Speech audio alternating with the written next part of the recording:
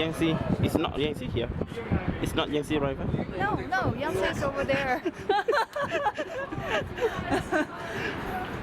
This is the Yangtze River Bridge.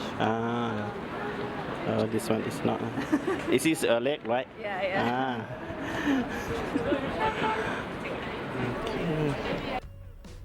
สบายดีสุมเจ้า Hello everyone มาพบกับข้าพเจ้าทั้งสอง Maitri Channel เนาะพี่น้องเนาะจะเป็นจังไดมื้อนี้จะพาทานมาเบิ่ง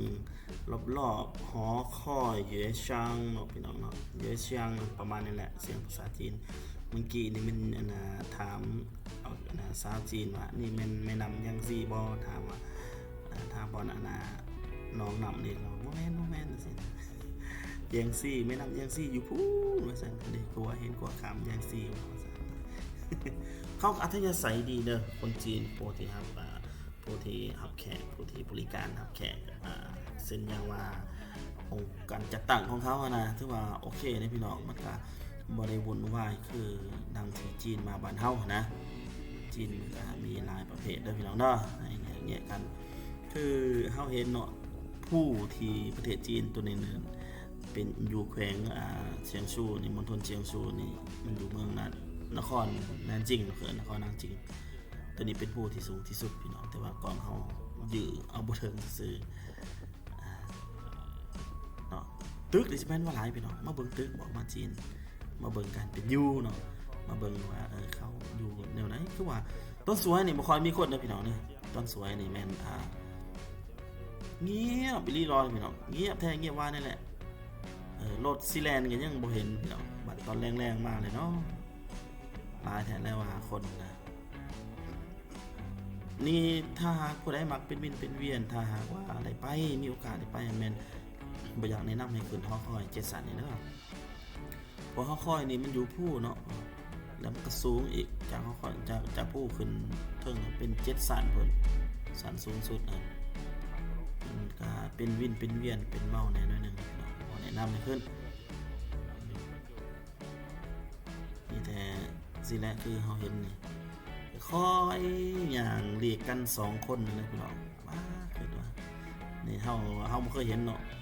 ไปเบิ่งตึกไปเบิ่งเฮาเห็นอยู่ตึกอยู่บึงตะหลวงนะก็ว่าหลายน่ะอยู่นี่ก็หลายกว่าบึงตะหลวงหลายกว่าบึงตะหลวงอีกพี่น้องเบิ่งรถล่างพาหนะก็ค่อยแล่นเป็นระบบระเบียบเพื่อก็ค่อยแล่นไปได้พี่น้องแม่น้ำยางซีอยู่เทิงพุ่นนี่เฮาเห็นครัวนะค่อยไปคอยขนส่งสินค้านะพี่น้องเบิ่งกันเนาะเป็นจะได้กับเบิ่งน้ำกันเนาะพี่น้องเนาะ ยูทูบเบอร์มือใหม่พี่น้องอิสเนลยูทูบเบอร์จะได้ขอเชิญชวนเนาะขอหนุกขอกามมากด Subscribe แน่